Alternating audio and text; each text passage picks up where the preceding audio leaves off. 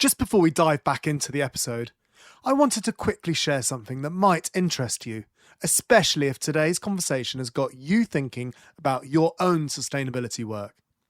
Some of the things we hear most in this industry are, I wish I could connect with other people doing this work, or I'd love to turn my sustainability expertise into something more. Well, 51 to Carbon Zero, the sponsor of this podcast, have created their own referral network. And it does exactly that. This isn't about selling you something, it's actually about helping you make money while building the sustainability community we all need. So here's what's in it for you. First, you get to join a genuine community of sustainability experts who share knowledge, refer work to each other, and solve problems together. So, no more working in isolation. Secondly, there's real money involved. There's 10% plus commission on software referrals. We're talking about projects that go from 30 grand up to 100 grand. Plus, you'll be able to boost your presence by taking part in our fireside chats. I've actually got an email in front of me from Louise Stevens, one of the ambassadors, and it says that all her clients are genuinely happy because she's got a great partner and her clients love them. But here's the bigger picture. You'll be helping accelerate the sustainability transition that we all desperately need. Every referral, every connection, every collaboration moves us closer to the world we're all working towards. If this resonates with you and you want to earn some extra income, click the link in our show notes to become a 51 to Carbon Zero ambassador. Okay, back to the show.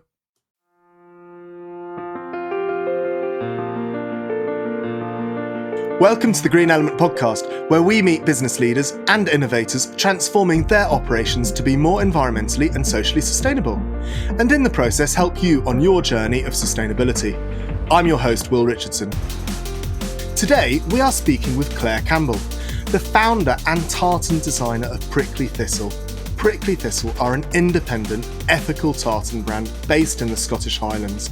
Their brand is built around cultural restoration, artisan craft revival, rural liberation, and fiercely fighting for environmental and social justice. Clare, welcome. Oh, thank you, Will. It's a pleasure to be here. Thank you. Thank you so much for joining us today. So I'd just like to start by asking, how did you go from being a financial controlling consultant to setting up your own ethical tartan brand? Yeah, that's a good question. I should maybe ask you, how did I do it? I sometimes say, why on earth and you know where I am, but I can tell you where I am. I've never felt prouder in terms of easy, as a human being, in terms of what I'm doing. But yeah, just, I was very, very fortunate, got some really great commercial experience and leaders in different sectors and different organisations, and an accountant, as an accountant, and yeah, the transition that I've been seeing lately is nothing to do with the fact that tartan looks like a spreadsheet. It does, but that's not the reason. That is definitely not the reason. But it was both a personal kind of moment for me in the realization of actually, what my children were a bit older. They were sort of 8, 9. I was in my mid 30s. Things had happened in our personal lives, and I kind of just thought, what's it all about? And what do life is so short. And I was unfortunately working at the time in oil and gas, and it kind of really made me realize, do you know what, Clare, this is not good. And I was very, very fortunate in terms of, what we've been able to do with the kids, but I just wanted to give back. I wanted to be, my kids to be super proud of mummy because she did something for so many other people other than we've been on our next holiday to a certain place or, this kind of thing. So there was just this realization of, what is fulfillment, and you very quickly become part of a bit of a rat race sometimes when you don't realize, you kind of get scooped up.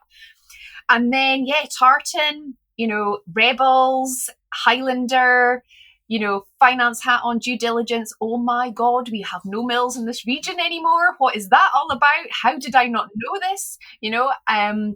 Just a passion for the fabric, the simpleness of the design aesthetics. And then my, accountant in me was like, okay, how big is this to Scotland?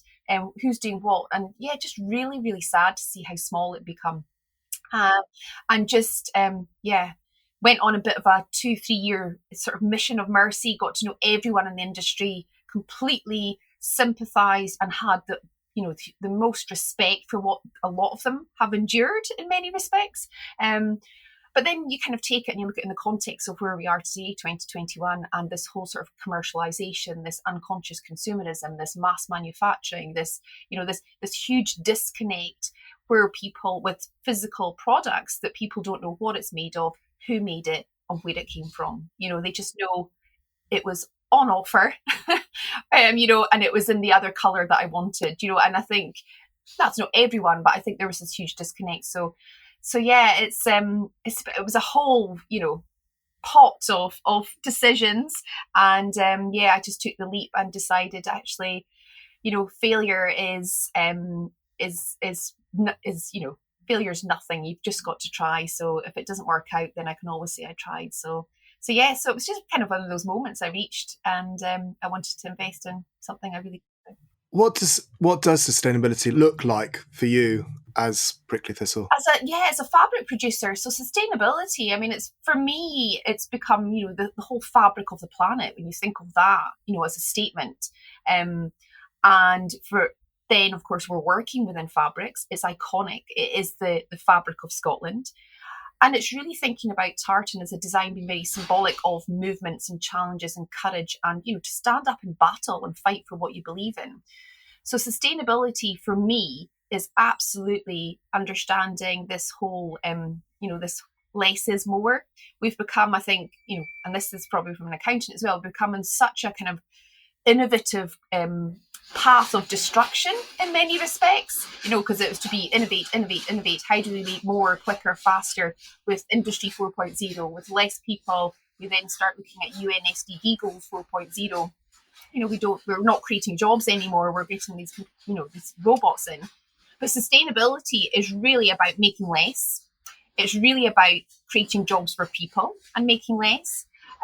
It's then really doing everything you absolutely can throughout your supply chain. So that's where you source from, how you produce. We use green energy on site, we compost on site.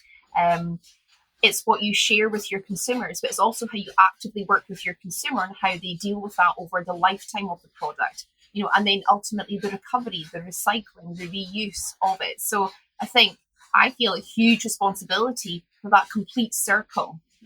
I don't do everything in that circle, but because I'm part of that circle, and the most sustainable thing I can do, responsible thing I can do, is acknowledge that all of these things are hugely connected, and I need to make sure that I'm doing my best to source correctly, but also inspire and share with consumers the meaning of that, so that we can be as sustainable as we can.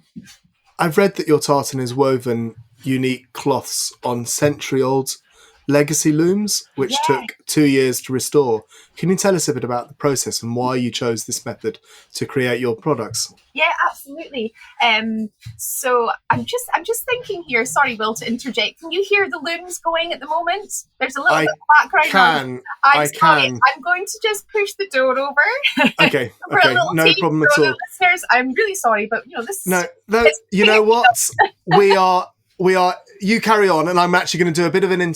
You can see that we are talking to someone that works in a real life loom factory. A loom mill. Yeah. And so I think that's good. I think it adds ambience. And I'm not sitting in a fancy office anywhere. I'm literally sitting in an upcycled porta cabin that was used for a construction site. We have an upcycled oil and gas container on site that we've decked out and turned that into our pattern and cutting room. We've used upcycled pallets for flooring. We also now have an addition of an upcycled 6-berth static caravan that we've repurposed and reused for more space for our team. Obviously, with COVID and social distancing, we're trying to create more pockets of space. But we're very Womble-like. For me, it's just having worked in construction at some point in my previous career. It was, and they had a waste management facility. It was quite shocking at how much stuff would just be ripped out to be and really, amazing, materials. They weren't at end of life and not reused. So we're very waste not, want not, and what's minimum sort of carbon mileage. How do we get these things? Source them locally, create the space, get super creative with it. So keeping it real, I'm sitting in this porta cabin here with you this morning, Will, and the team are out there and the looms were just going a little bit too much. The door was left open. I thought, oh no, the listeners won't hear me, which might be a good thing. But anyway, I've shut the door. What is it about the textile industry that motivated you to cement sustainable practices throughout your business? Yeah, I mean, there's just so many levels of potential. Going back to this whole context of the fabric of the planet, how do we mend that and how do we repair that? And I think for me, it's been a whole whole journey of enlightenment. I did not know what I know 3-4 years ago with regards to how damaging fashion and fabrics are globally. From climate change, maritime and aviation together, fashion is far more damaging. We're seeing the fast fashion frenzy, which is, for me, I've been kind of trying to process it and trying to understand, what compels people to do that. And all I can think of it is it's like an addiction, getting a high off buying something else, where you're addicted to alcohol or something like that. But there's a real disconnect as to, the sustainable implications of that, and the slavery implications of that. So in Scotland, part of my big due diligence piece and part of my real commitment to honour the integrity of a Scottish cloth, so many people were buying this product thinking, this is 100% Scottish. Well, let's just maybe step back a bit. It used to be, but with the whole industrial revolution and, going back over many, many decades, the whole industry literally declined into very, very few mills left. 7 out of 10 people in Scotland were employed in textiles. It was massive. It was our thing. Now the supply chain is hanging on by a thread, and fair play to all of those who have stuck in there. It's been tough. They've had to compete on cost in some occasions, commoditize our clan system a little bit. And there was this whole lack of sort of cultural appreciation or provenance, because the labelling, the identification of iconically Scottish fabrics, no one really knew if it was ever made in Scotland, myself included.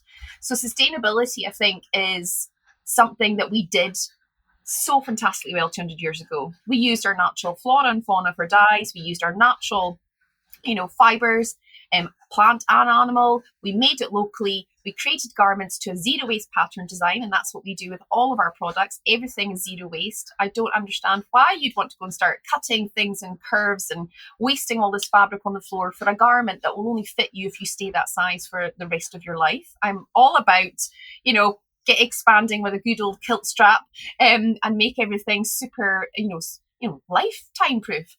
But we did this 200 years ago.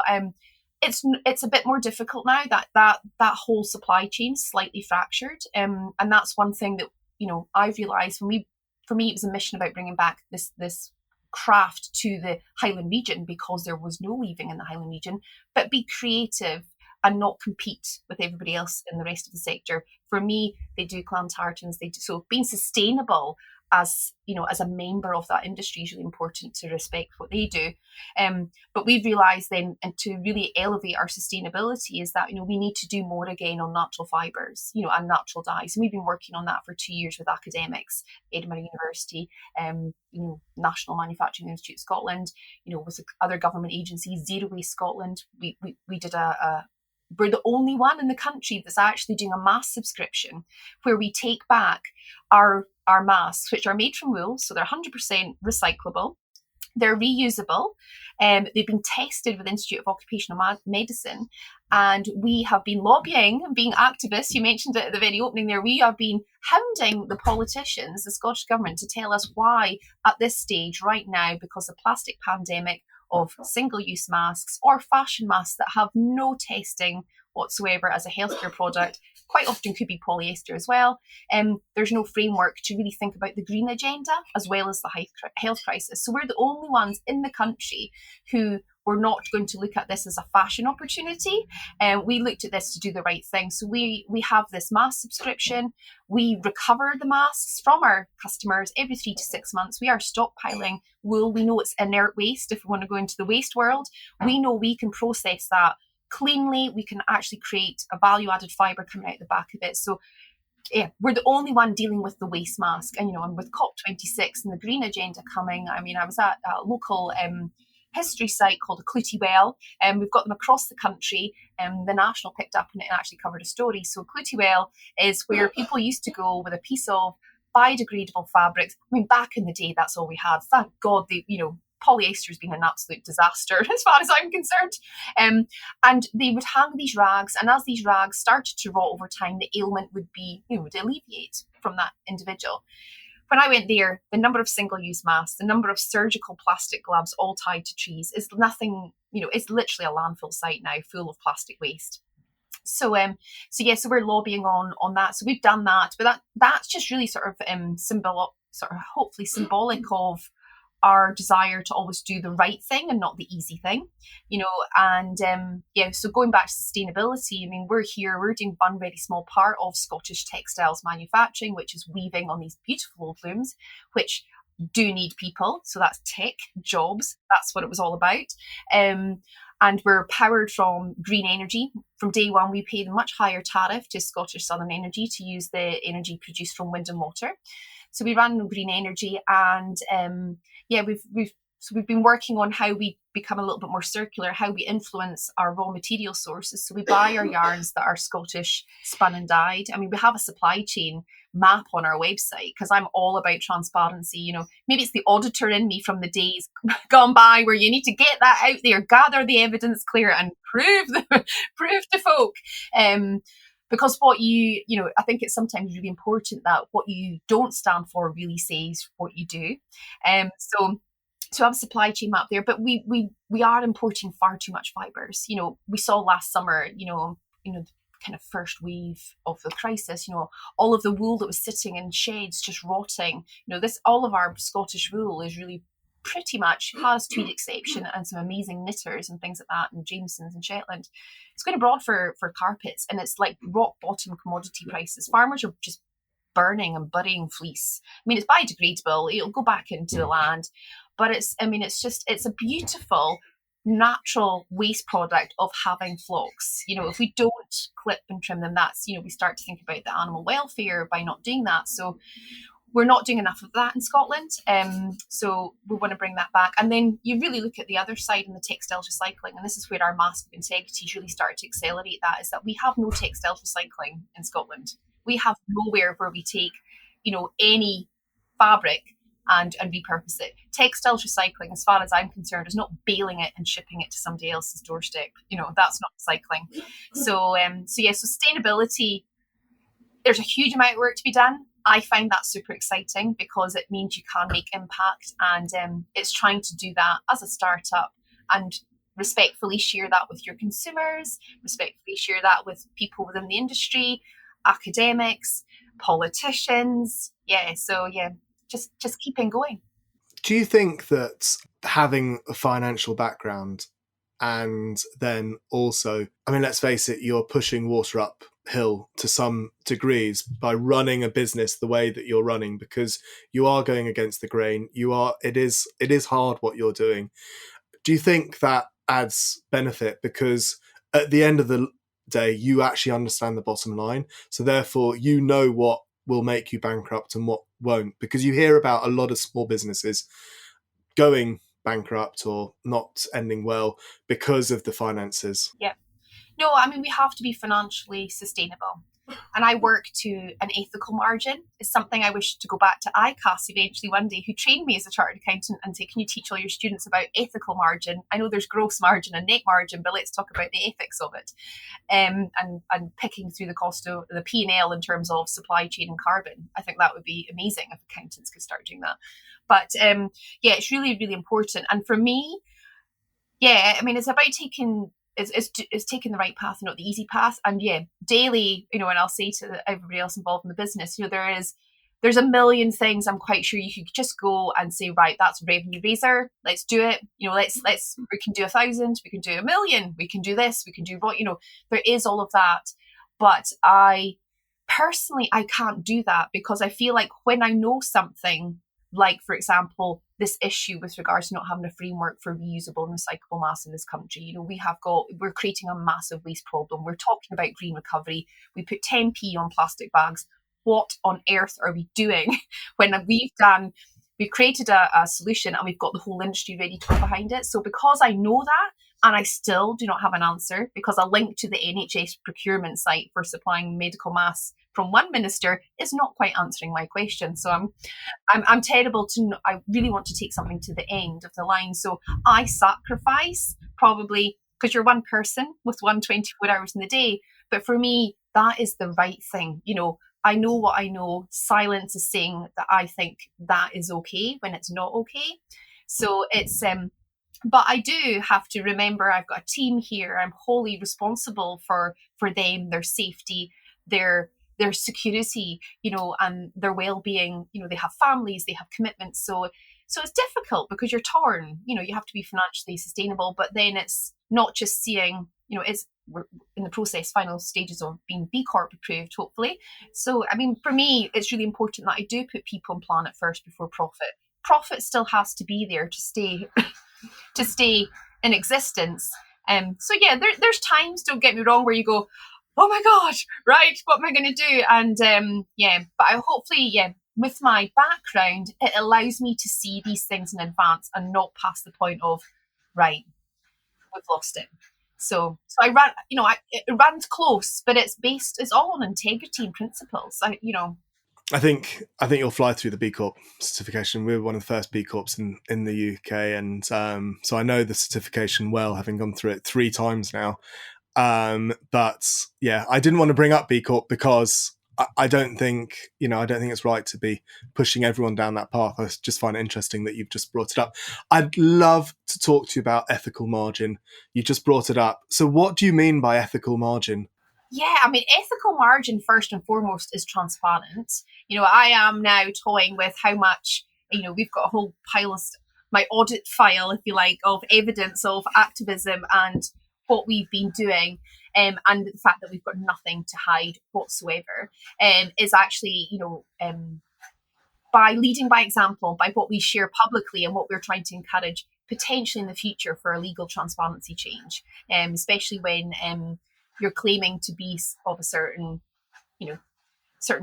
philosophy, greenwashing, whether you're getting support from the government, in the form of a grant. What are you doing with that? I think there needs to be a whole level of accountability and transparency for businesses. Yeah. So totally agree. It's leading by example.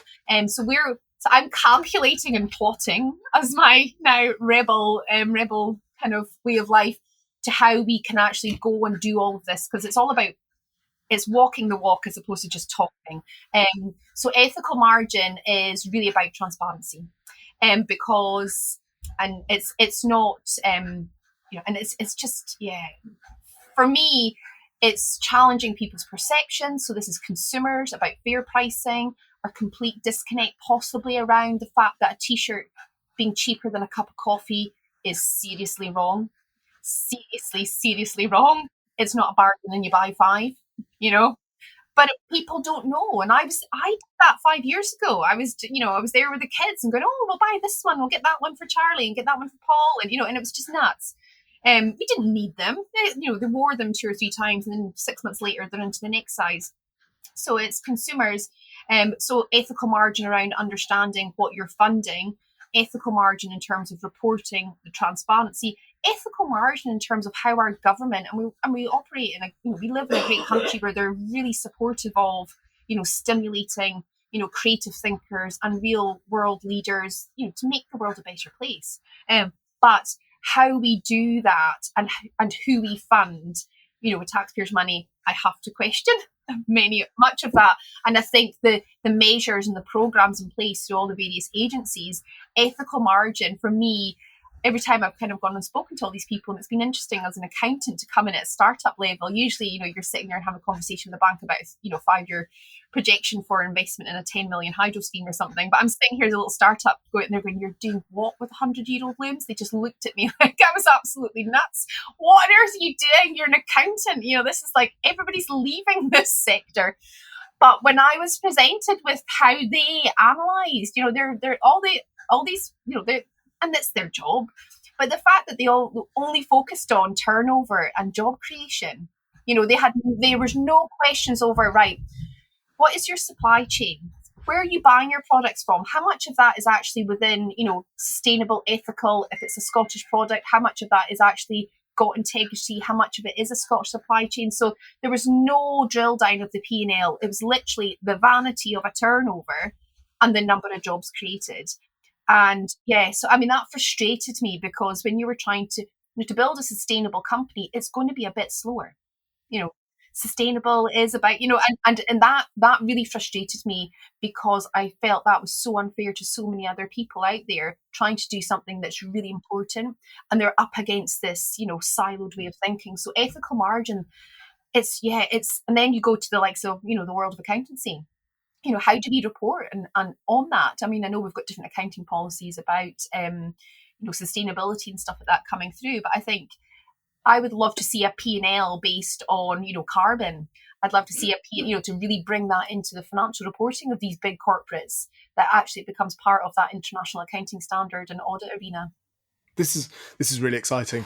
I actually really want to take. I actually want to take this kind of.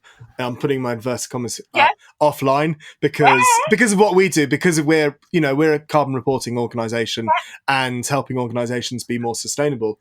I wonder if you and I could hatch a plan around it and use both of our companies as a case study. Absolutely. Because I'm totally with you on absolutely all of that. And what's been really interesting about doing this podcast for so many years and interviewing organizations like yourself is there is a very common theme, and it is people grow slowly, because they are wanting to do the right thing. They're not running into it.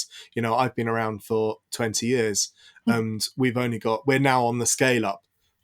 20 years later, we're on the scale up, because I've got everything in the right place. I feel really happy with where we are. And it's so common that it's really, really interesting. And so what is it that you are doing that's different to other competitors from a sustainable point of view? Gosh, from competitors, when you say competitors, who are we talking about? We're talking about other textiles brands, or other tartan brands? Yeah, let's. I was thinking tartan brands, but maybe if you want to widen it out. Yeah, because one brand that we do aspire to, and we do. I love his own journey, is E143, the founder of Patagonia. I just think that's incredible what he's done. So I get torn between talking about tartan and fashion, and people sometimes going a bit Royal Mile or a bit, Sebastian Stewart's, or and that's all there, and I respect that. And in terms of what makes us different, well, I suppose in the sense that we are for most, there's one or two other mills out there certainly that are using the older looms, but I think our personality, our identity, we're hopefully trying to be more transparent about what we're doing. We are challenging way more in terms of getting back to that wholly Scottish product. We have, I've just got the huge amount of respect for everyone in the industry. So I don't see them as competitors, because I try not to do the same thing as them. Do you know what I mean? So I respect their journey, I respect their models, I respect where they are, but I see them as not direct competition, because we're trying to be complementary to what they're doing and trying to help grow and get, in many respects, get the industry back to where it was 200 years ago, with a bit more advancement in terms of health and safety, I suppose, in some respects. But that's maybe a bit of a rubbish cop-out of it, but we try to be so different. Because the way, if you look at our fabrics, you look at our designs, you look what we're creating, I think they are quite aesthetically different in some respects. And our messaging and our voice and our personality, I think, is maybe slightly different to other textiles, tartan mills, But I've just got the huge amount of respect for them. So I try to be, they're apples, I'm a pear. I think we're different. And what is it that you've actually touched upon this through the discussion with you, the environmental management side of the of your organization. Do you carbon footprints? No, absolutely. We have got a long list of things we want to do, Will, and we have not done our carbon calculations yet. I have gone by purely, like with the masks, when I, contacted them week 1 of lockdown, said we might want to mask up folk in the community. That's maybe where that's spreading. I run on instinct. Being an accountant trained to logically plan and do things, I still use my gut instinct for many things. So if it seems like actually that is the best possible thing you can do right now, then without having to go and prove it as such, and when I say prove, then I say I do want to prove things, I throw in the context of my startup scenario and go, we can't pay consultants to go and do, we don't have a senior management team where I can deploy to my QHSE department, or I can deploy to my marketing department. So literally it was me for the first couple of years between, working in the office, doing the finance, doing the marketing, cleaning the loo at the weekends, getting my mum in to help me, trying to, bribe my daughter, who's now 14, come on, help mommy do this. Oh, mum, it's so boring at the mill, trying to. So you don't have that luxury, but it does keep you super connected to your business, and I think for me, all of that decisions were gut instinct based, and for me, so we look at, from our toilet paper, we source our toilet roll from Who Gives a Crap, a great company where we use recycled toilet paper, and they put profits to various sort of sanitary charities. So everybody here at the mill, and say there's 12 of us, we're always looking at, could we do this better? Could we get an alternative? When we're obviously got a lot more cleaning materials now, but we sourced all the environmentally friendly, multi-purpose cleaners that we could get. We've got a whole range of composters on site. Because I used to work for the waste company, I got all their broken bins, and we've got them all lined up there. And our waste wheel goes in there with grass cuttings, and we're trying to create our own compost. As I say, the green energy, our packaging, we put in a little recycled card, and we encourage our customers to know exactly what to do with their packaging. They can reuse it, do a craft project with the kids, it's biodegradable tissues, all of these types of things. We have stuff on our website. So we haven't carbon calculated it, but we look at even the tiniest thing we look at and go, actually, there is a better option. And things like, as an accountant many years ago, I would be saying, switch the lights off because this will reduce the electricity bill. Now I go, we're burning energy we don't need to, guys, let's switch it off. So it's just, for me, it kind of goes back to common sense. I would love to do it because I would be so excited to see how good we are, hopefully. But yeah, the startup, I get it. I get it. We're actually free to any turnover under £300,000. So we will be talking offline then. Okay, I would love to do it just to see how we could improve even more. Yeah, that. And as our listeners know, I don't actually usually talk about our own business, but sorry for doing it. I actually feel guilty for saying it now. It's really important because it does help people. People are so keen to do it, and there could be little kind of holes in the bucket that there's just maybe wasn't that obvious to them. And even going through the process, I know will probably make them think, oh, I could do this better. So fab, right. Finally, greenwashing is a massive problem throughout the world, and the textile industry is unfortunately affected by this too. What would you suggest to our listeners to look out for when purchasing textiles? No, it's. I talk about this on a daily basis, to be honest. I mean, we're talking about, I don't know if it was Forbes or Vogue or somebody was talking about this new sexy style digital QR codes that are going to tell you X, Y, Z and labeling or whatever. And I think labels can say whatever they want. They're put on something. And I think for me as a consumer, because they hold all the power, governments will change things on a lag basis. People can close down an industry or an organization if they feel fundamentally they're doing something wrong tomorrow because they just don't buy their stuff anymore. So, so what for me, it's absolute transparency. It's going on their websites. It's looking at their socials. It's have they got their CSR policies, environmental policies, their modern slavery policies. If they don't have any of this anywhere on their website, then you have to question who's made it, what's it made of, and where it's made. If you can't get those 3 basic questions answered, then you have to question, what are you funding by buying that product? First of all, you need to go, actually, do I need it? If you don't, then don't, just reuse and repurpose something in the wardrobe. But the labeling side it frustrates me a little bit around that because it's even like the Made in Scotland label or Designed in Scotland label.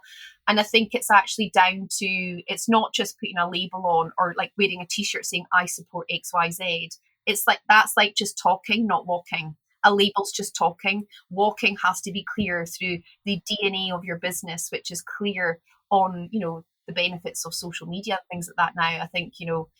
I think that's where people should just actually hopefully spend a little bit of time on getting answers to those questions. Go on their social media channels, go into Instagrams, go into Twitters, ask them, can you tell me where this is made? Can you tell me, how I should recycle it?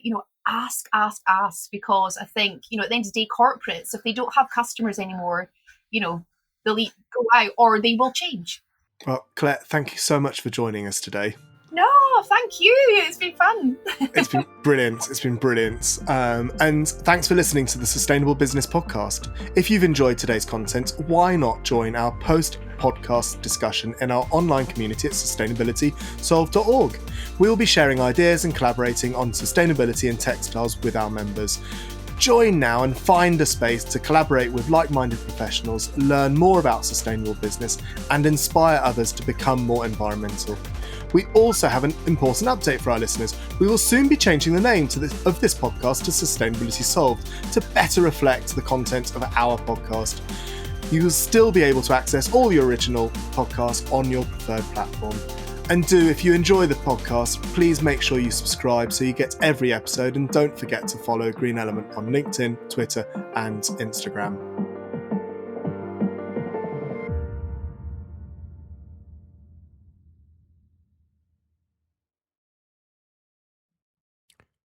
So you really enjoy sustainability and want to be a part of the solution? Come and join our vibrant community now. Book a call and we can talk more.